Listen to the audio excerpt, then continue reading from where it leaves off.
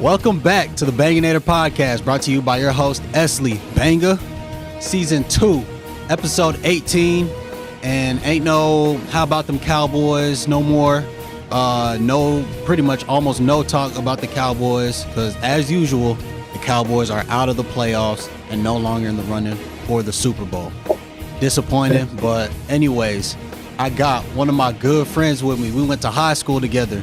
You got to call him Coach Damian Joseph now. Hey, DJ, how you doing, bro? Good, man. How you been? I'm doing good, bro. Good. Yeah, man. It's been a minute since we seen each other, speaking to each other like this, but it's good to see you, man. Good to see you. Yes, sir. You as well. 10-year anniversry almost coming up. Yeah. Yes, sir. We got to pull up. Helicopter. Oh, for sure.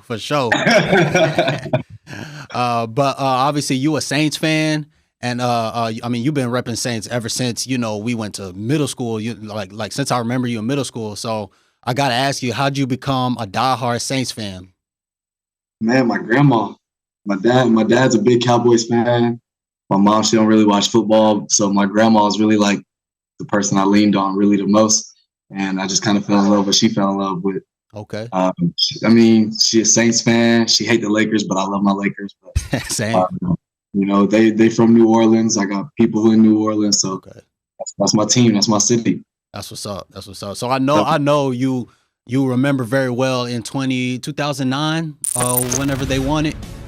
Oh yeah. Yeah. I know. There's some people that still owe me some money off that. Oh hell yeah. Yeah.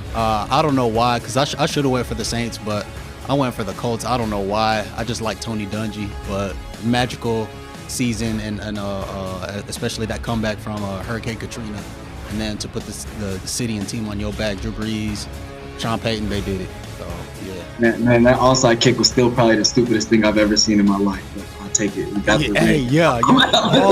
Balls on him. Oh my god. Yeah. And how'd you get into coaching high school basketball? Because whenever we were in middle school, and then especially at Saginaw, you were one of the best ones at playing basketball. So you were on varsity. You was doing your thing. So how'd you go from being a player to being a coach? Man, honestly, this is a crazy story. I was looking for a new job. I was tired of working at T-Mobile, and I seen a coaching job on LinkedIn. Mm-hmm. I thought I was tapped in. I thought I was going to be good and then they was like, no, it's middle school basketball. And I was like, you know what?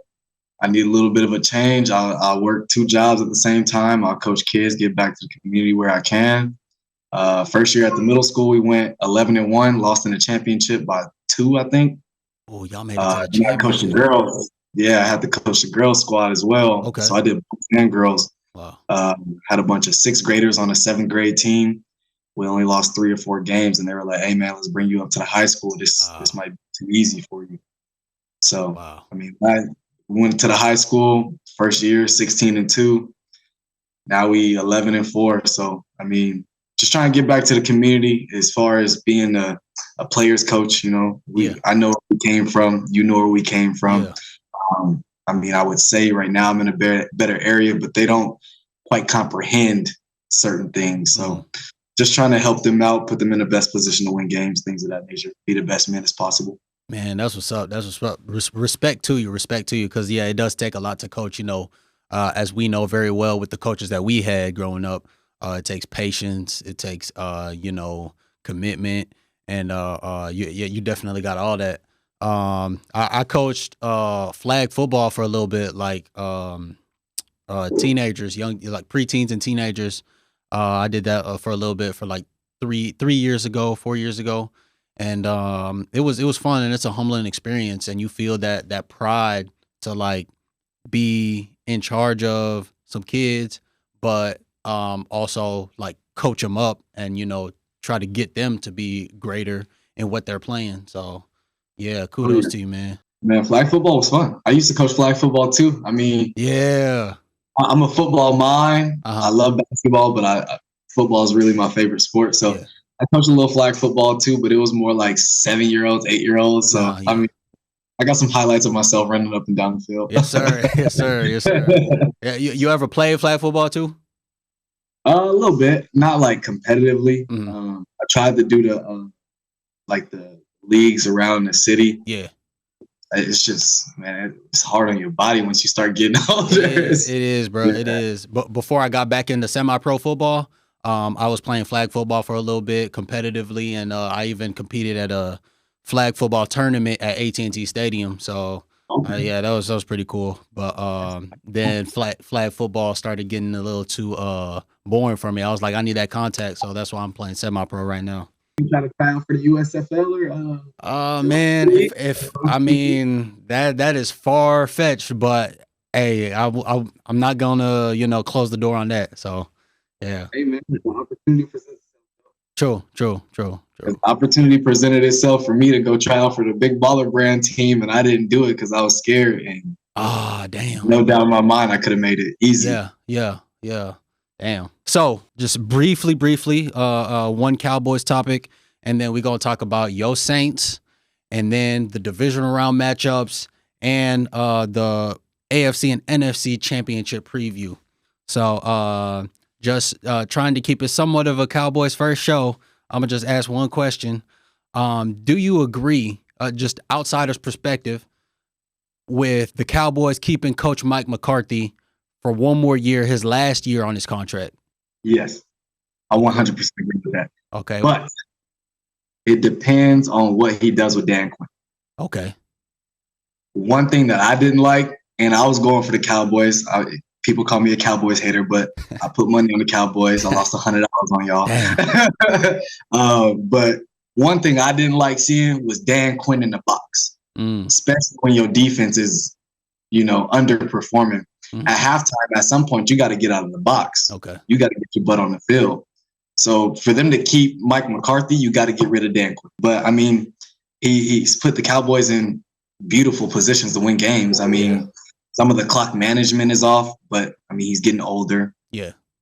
Comes with time. That's where Dak Prescott's got to be a better leader. Yeah. You guys got the best receiver in the league.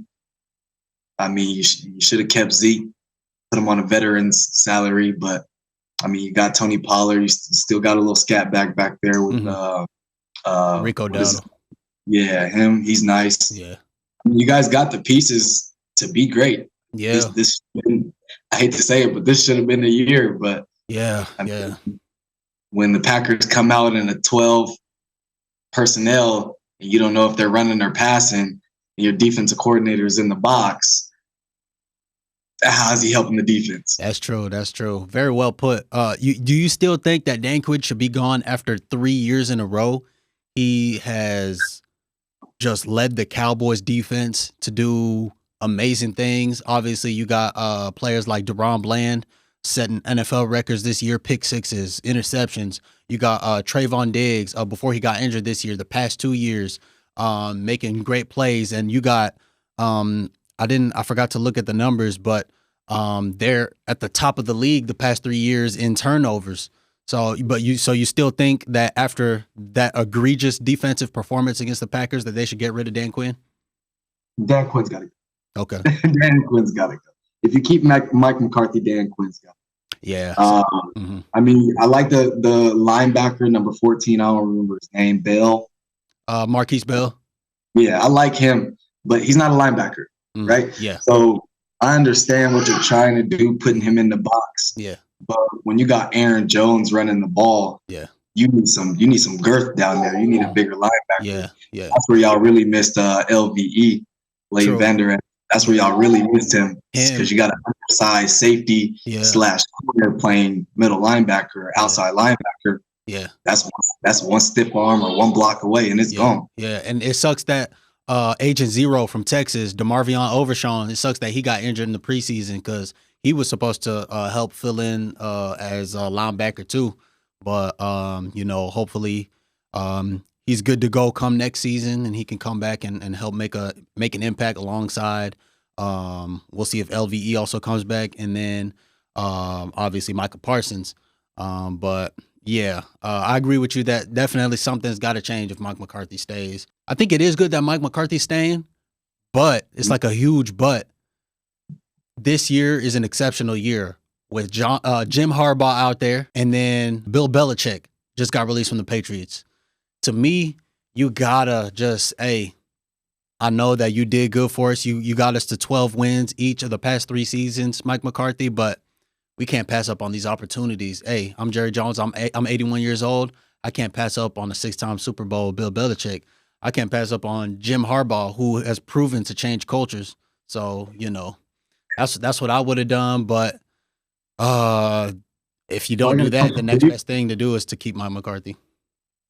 I got a question for you. How did you feel about the press conference?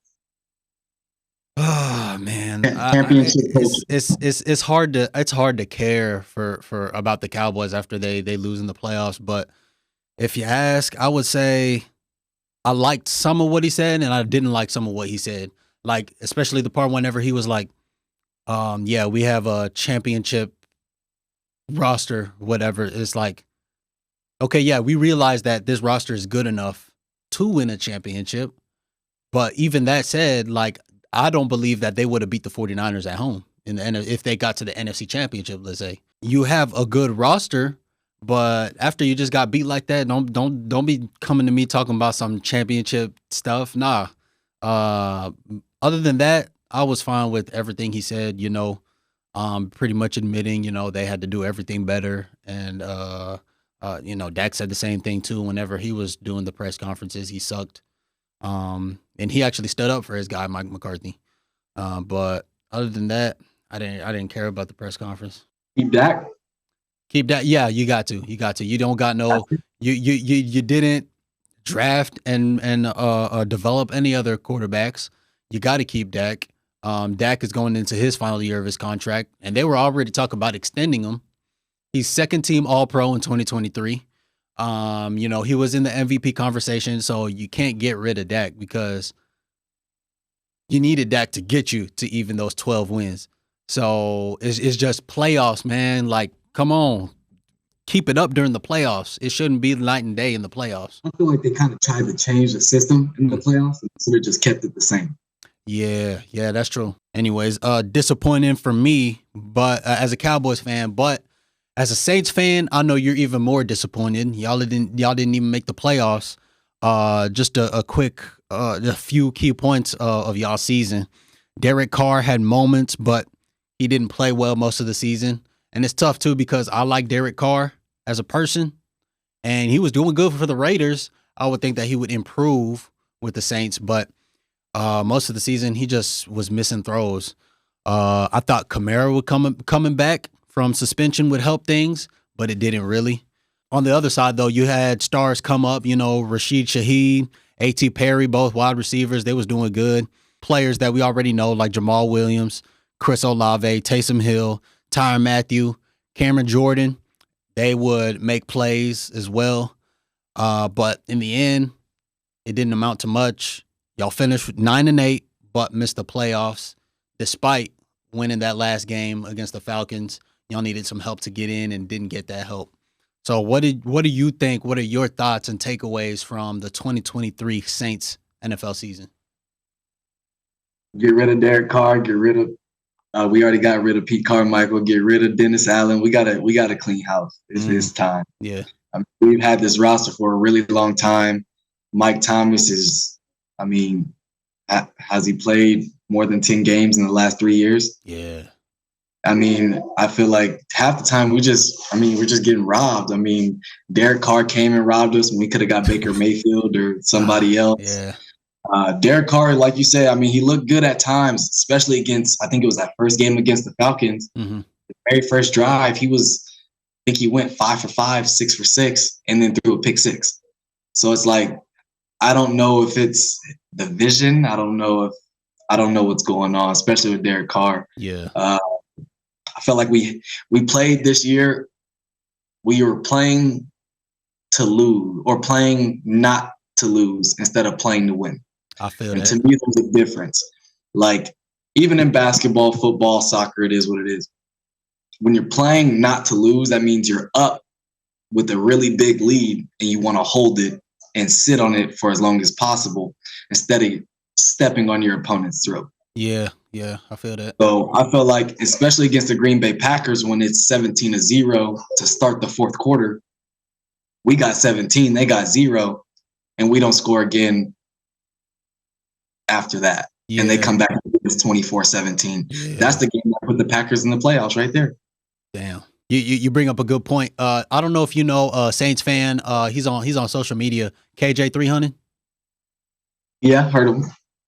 Follow his content because he's the one who inspired me to like run things how I run things on my sports social media.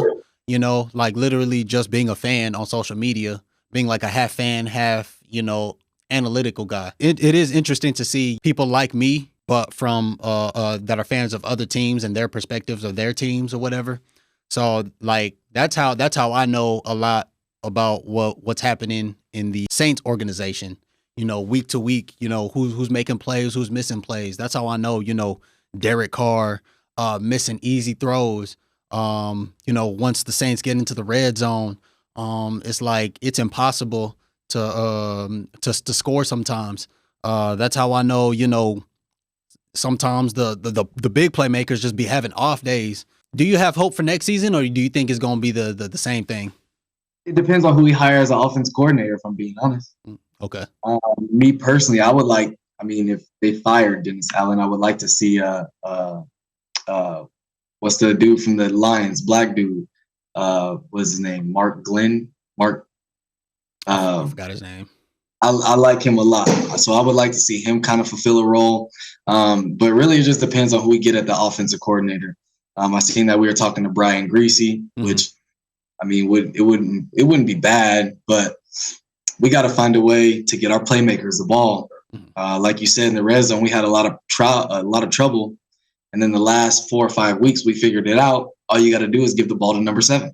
Okay. Yeah. Which I don't know why we were getting away from it in the first place. Yeah. That's our guy. Yeah. If we paid him all this money before Sean Payton left, we got to use him. Alvin Kamara, he's either got to step up or step out. Yeah. There's times he looks disengaged. There's times where he doesn't even look like he wants to play. Yeah. And there's times he comes in the game and he blows us away. So Chris Olave, he's still young. I still got a lot of hope for him. Rashid Shaheed, A.T. Perry. He's 6'7". Yeah. Wake Forest. So all you got to do is throw it up. You saw it. Jameis Winston. He just Jameis Winston just threw it up and he just went and grabbed it. So that wide receiver core, that like there's some promise there. Yeah. Oh yeah. There's hope for next season. It's just who can we get as a backup quarterback? Yeah. What do we do in the draft? And who do we get as an offense and defensive coordinator? Because I believe we fired both of them. How do you view Jameis Winston running a fake QB kneel for a touchdown to the running back, even though the Saints were already blowing out the Falcons at the end of that game, in the last game of the season? I love it. Okay. As far as the fake kneel, we could have gotten to a formation. We could have picked a better formation, I guess.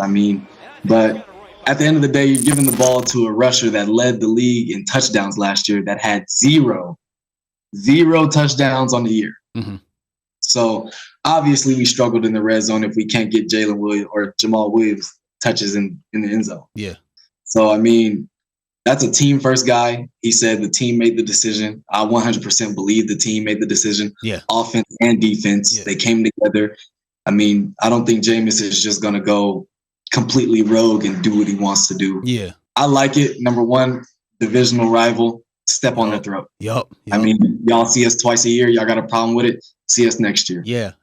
And you can see us twice next year. One in your house and one in our house. Exactly. So I pretty much agree with you. Just like you said, I would have gotten to actual formation, like no trickery, no cheap-ish, I'm making it clear that we trying to get it in the end zone, Obviously the coach made the right decision to kneel it, but Jameis Winston, he and the team went rogue. And like you, I believe that it was the team decision, because Jameis Winston is, even though he can be a little kooky sometimes, he's a national treasure, bro. Like everything he say, he just funny as hell, but he is a team first guy. He love his, whatever team he's on, he'll ride for that team. We saw it ever since college, whenever he went to the Bucks, and then now on the Saints. Of course, the media is gonna make everything a big deal, but it really wasn't that big of a deal. Yeah, they were in that kneel down formation, so the defense wasn't even trying to play football at that point. Yeah. Again, I would have went to a real formation. Yeah. But if Dennis Allen doesn't throw his quarterback under the bus and just taps his chest and say that's my fault, does the media trip on Jameis Winston, or does the media trip on the Saints organization as a whole, or do they trip on Dennis Allen? That's a very good point to bring up. That's another reason to fire Dennis Allen, because the players don't respect him. Not at all. He lost the locker room. Our defense don't even respect him, and we got Tyrann Mathieu, probably one of the best defensive leaders, and Demario Davis, man, a guy, one of the best defensive leaders in the NFL. Not just the Saints, not the NFC South, but the NFL. One of the best defensive leaders. Yeah. And he comes out and says, Jameis is my guy, wonderful teammate, man, a guy. Obviously, if our leader on the defense don't mess with our head coach, something's got to change. Yeah. So, I agree. Dennis Allen got to go. Good luck to your Saints going forward in the offseason and then next season. Michael Penix, we need him. Hey, Michael. Hey, low key. Make that call. Low key. Moving on to the divisional round, just recapping the divisional round real quick. The Ravens blew out the Texans 34-10. It was a close game at first in the first half, but Ravens blew them away in the second half. 49ers scraped by the Packers 24-21. The Lions beat the Buccaneers 31-23. Lastly, the Chiefs beat the Bills 27-24. That was Manning versus Brady type stuff. There it goes. 40 seconds left. We got one timeout. The Buccaneers. I saw that, bro. I saw that. You using that timeout, or you gonna let the game go? Nah, I'm using that timeout. I think there was some lack of situational awareness. I didn't. Okay. I don't know. Like, because ain't no way that if you know that you still have a slim chance that you just don't take it. You know. I said, especially when Mike Evans got 160. True. Throw it up. It would be fourth down, and they would have had to try to convert a long field goal.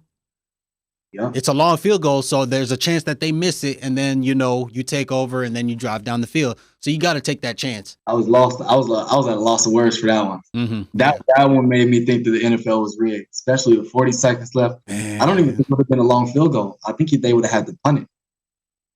Damn. Yeah. I think they was like right on the 50-yard line. So yeah, that would have been like a 60-yard or something like that. Damn. Might as well punt it, put them on the one. Damn, bro. Sheesh. And I didn't even realize it in game too. Like, I just saw it on social media. Oh man, I saw that in game and I turned it off immediately. I was not even going. If I was playing Madden, I would have called it. I'll say that. Yeah, for sure. The Ravens beating the Texans. We're just gonna share our thoughts about each game real quick. What'd you think of that game? CJ Stroud is arguably probably one of the best quarterbacks in the league right now. I put him at top 7. Okay. I mean, Lamar Jackson is Lamar Jackson. I hope he wins the Super Bowl. Mm-hmm. That receiving core for Lamar Jackson's kind of came up a little bit because yes, sir. Isaiah Likely, I didn't even really know who Isaiah Likely was. He's over here catching balls on top of people's heads. No, I thought that was an interesting game at first as well. Mm-hmm. They gave CJ Stroud some problems on the defensive end, so. Mm-hmm. I think they got it. They Super Bowl champs this year, I think. Okay, yeah.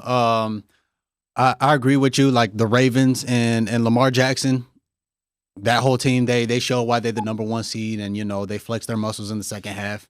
You're right. CJ Stroud, I think he should win offensive rookie of the year. No, he should win rookie of the year. Period. Yeah. He should win rookie of the year. He's been impressive, and it wasn't really him. It was just. The Ravens were just too good. It was the talent on the Ravens team was insurmountable.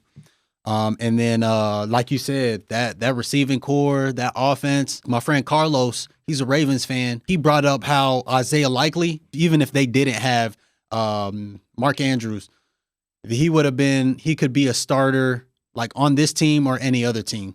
So and I believe it with the play that I seen. At first I thought that they were in trouble with J.K. Dobbins going down at the beginning of the season and Mark Andrews' injury. Yeah, I thought they were done for, but Isaiah Likely stepped up. Zay Flowers stepped up. I had him on my fantasy team. Odell Beckham making some clutch catches. They got Dalvin Cook now. They do. Hey, he finessed his way into the playoffs, bro. Easy. Probably finessed his way into the Super Bowl. That's crazy, bro. Do what you got to do. Yeah, exactly. 49ers and the Packers. That was an interesting game for sure. You got Deebo Samuel that was knocked out early. Something wrong with his shoulder.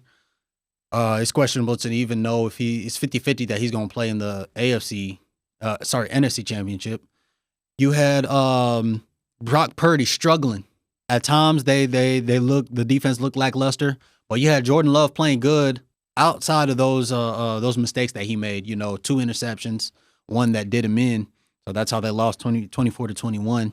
And all of that was in the rain. I didn't even realize it was raining until I saw some of the alternate camera angles. I was like, oh, it's raining? Like, no wonder why everybody's dropping catches. Jordan Love's really impressed me all year, if I'm being honest. He looks very Aaron Rodgers-esque, and it's actually kind of scary how similar he looks to Aaron Rodgers. Yes. Black I think we saw that a little bit with Zach Wilson. So maybe Aaron Rodgers in his next chapter of his life might be a quarterback coach, because I mean, he's doing good things with these quarterbacks. I mean, Zach Wilson isn't the quarterback everybody thought he was going to be. Yeah.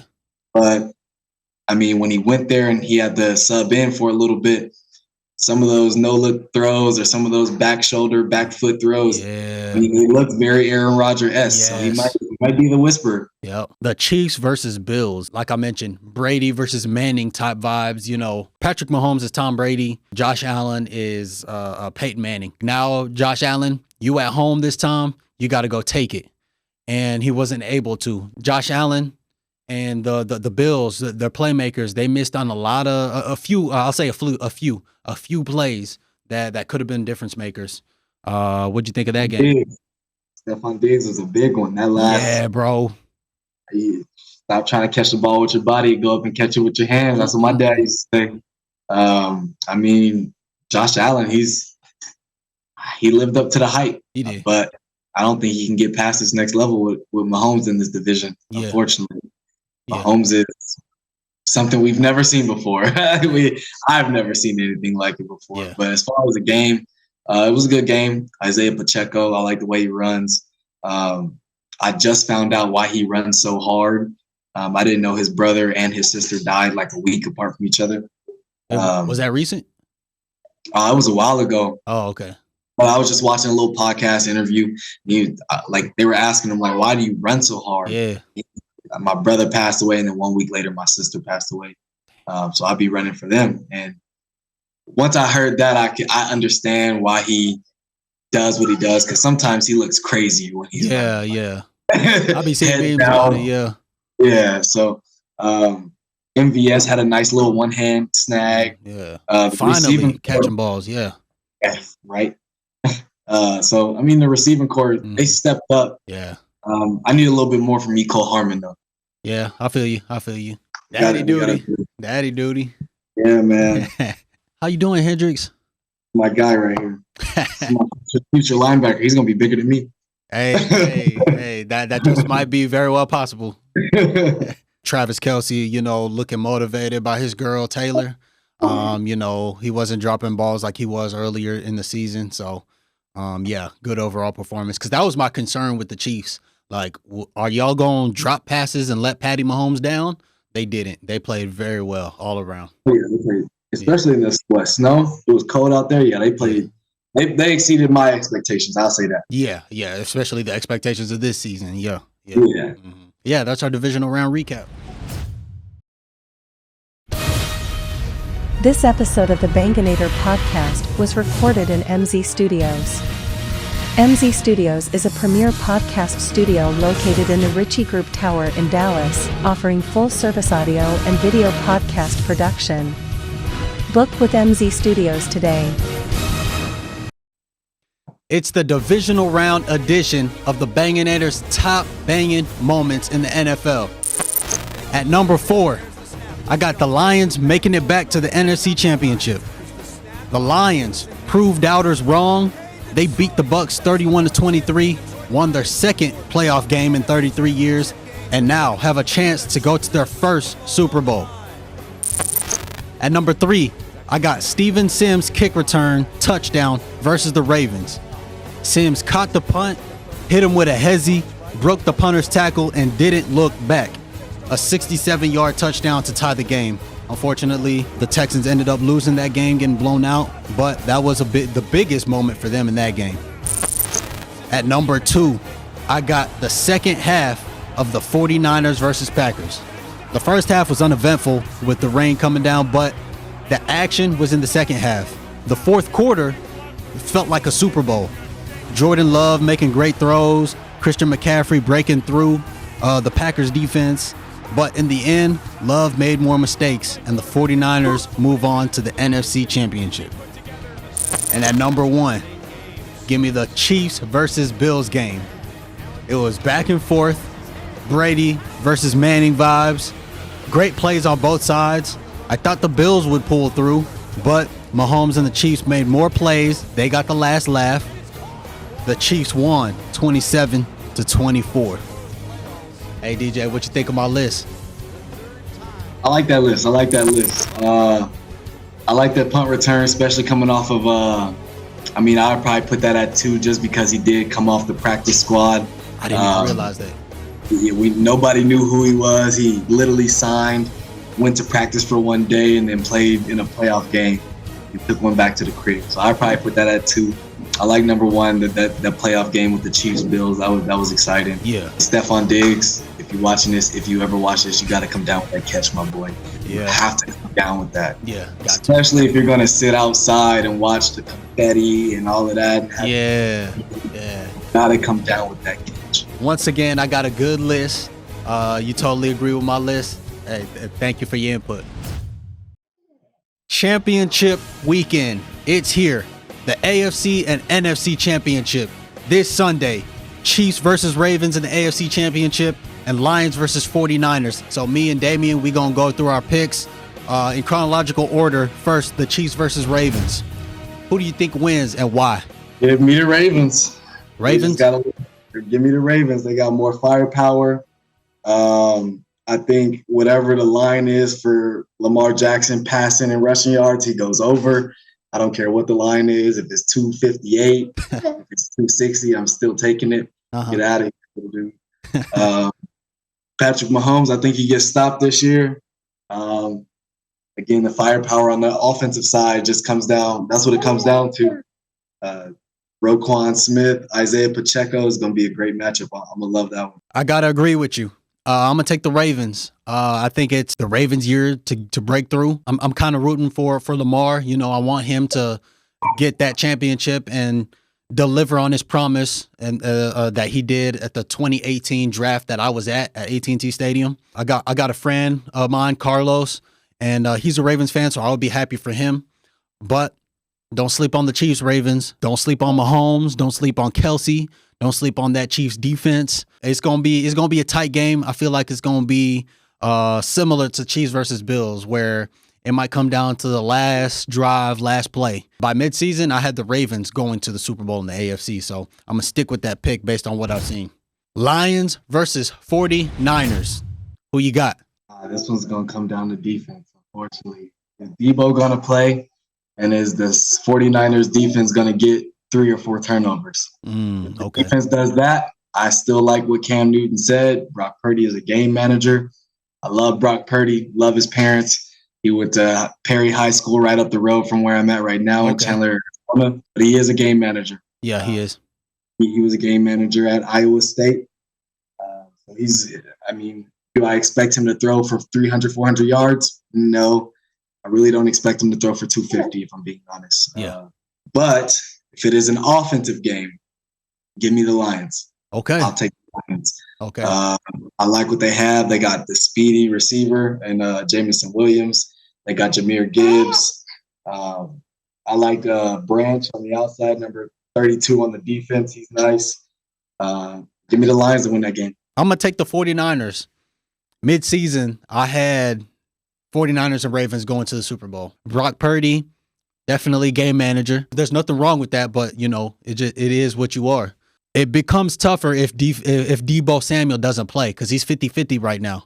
So if he doesn't play, that's going to be tough. I'm going to still pick the 49ers, but barely, because they barely won against the Packers. But I believe that the 49ers, they bounce back.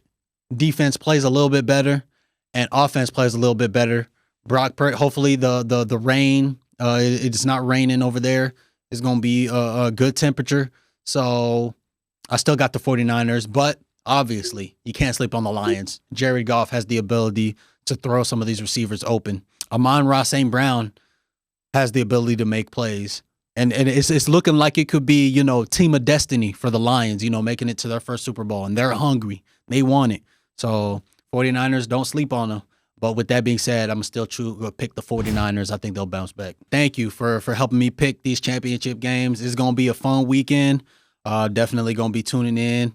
Unfortunately, I got to work during the Chiefs versus Ravens game, but I'm probably going to be back at Texas Live for Lions versus 49ers. So thank y'all for tuning in to this episode of the Banganator podcast. Please like and subscribe on YouTube. Follow me on the Banganator podcast Instagram and Banganator_4 on the Twitter X. Hey, once again, thank you, Coach Damian Joseph, for coming on my podcast, bro. Yes, sir. I appreciate you. Anytime, my guy. Hey, no problem. When you come back down to Texas, just hit me up, bro. Already.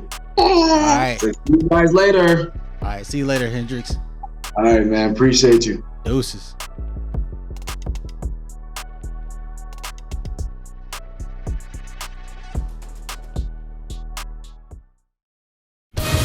The Banganator podcast is brought to you by Esley Banga, diehard fan of the Dallas Cowboys since 1997. How about them Cowboys?